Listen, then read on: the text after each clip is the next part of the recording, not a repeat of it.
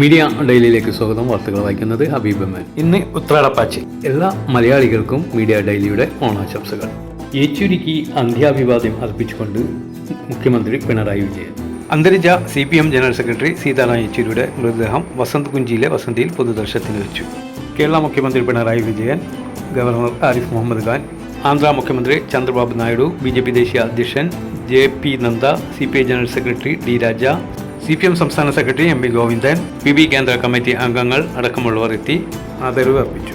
രാജ്യത്തെ ആദ്യ വന്ദേ metro train 16-ന് പ്രധാനമന്ത്രി നരേന്ദ്രമോദി ഫ്ലാഗ് ഓഫ് ചെയ്യും. ഗുജറാത്തിലെ ഭുജിൽ നിന്നും അഹമ്മദാബാദിലേക്കാണ് ആദ്യ വന്ദേ മെട്രോ സർവീസ് നടത്തുക. വന്ദേ മെട്രോ നിരക്കുകൾ റെയിൽവേ പ്രഖ്യാപിച്ചു. മിനിമം നിരക്ക് 30 രൂപയാണ്. ഈ വർഷത്തെ ആറന്മുള ഉത്രട്ടാതി ജലോത്സവം ഈ മാസം 18-ന് നടക്കും. വള്ളംകളി ജനകീയ മേള ആക്കുന്നതിന്റെ ഭാഗമായി ജില്ലയുടെ ചുമതലയുള്ള ആരോഗ്യവകുപ്പ് മന്ത്രിയുടെ നേതൃത്വത്തിൽ പ്രവർത്തനം ആരംഭിച്ചു. ഇത്തവണ റെക്കോർഡ് കളക്ഷനാണ് ഗുരുവായൂർ ക്ഷേത്രത്തിന് ലഭിച്ചത്. കല്യാണമടക്കം ഈ മാസം വരുമാനം 6 കോടിയോളം വരും. ചരിത്രത്തിൽ ഏറ്റവും അധികം കല്യാണമേള നടന്ന മാസം. വരുമാനത്തിലും ഒട്ടും പുറകിലല്ല. ഏതാണ്ട് 6 കോടി രൂപയോളം കടന്നു എന്നാണ് അറിയാൻ കഴിഞ്ഞത്.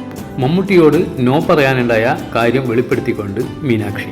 വെറും 8 മലയാള സിനിമകളിൽ മാത്രം അഭിനയിച്ചുകൊണ്ട് മലയാളികളുടെ മനസ്സ് കീഴടക്കിയ മീനാക്ഷി വെള്ളി നക്ഷത്രത്തിലെ സുന്ദരിയായ യക്ഷിയെ പ്രേക്ഷകർ എത്ര പെട്ടെന്നൊന്നും മറക്കാൻ ഇടയില്ല. ഓൺലൈൻ മീഡിയയിൽ നടത്തിയ അഭിമുഖത്തിൽ ഇങ്ങനെ പറഞ്ഞു.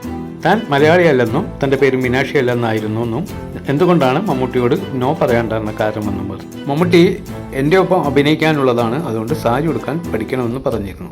ഒരുപാട് സിനിമകൾ വെള്ളി നക്ഷത്രത്തിന് ശേഷം എന്നെ തേടിയെത്തിയിരുന്നു. എന്നാൽ വീട്ടുകാർക്ക് സിനിമയിൽ അഭിനയിക്കുന്നതിന് താല്പര്യമില്ലാത്തത് കൊണ്ടാണ് ഞാൻ സിനിമാ രംഗത്ത് നിന്ന് മാറി നിൽക്കുന്നത്. മമ്മൂട്ടിയുടെ സിനിമയിൽ നോ പറയാൻ കാരണം അതൊന്നുമല്ല. നേരത്തെ ആയിട്ടിരുന്ന ഒരു പരിപാടി ദുബായിൽ ഉണ്ടായിരുന്നത് കൊണ്ട് മാത്രമാണ് അന്ന് നോ പറഞ്ഞത്. മലയാള സിനിമാ രംഗത്തെക്കുറിച്ച് നിർമ്മാതാവ് ഷീല എബ്രഹാമിൻ്റെ ഫേസ്ബുക്ക് പോസ്റ്റ്. ജമ്മു കാശ്മീരിൽ വീണ്ടും സംഘർഷം. ഒരു സൈനികൻ വീരമൃത്യു വരിച്ചു. കേരള സർവകലാശാല സെനറ്റ് തെരഞ്ഞെടുപ്പിനിടയിൽ സംഘർഷം. എല്ലാ പ്രതിസന്ധികളെയും മറികടക്കാൻ നല്ല സിനിമകൾ ഉണ്ടാവണം.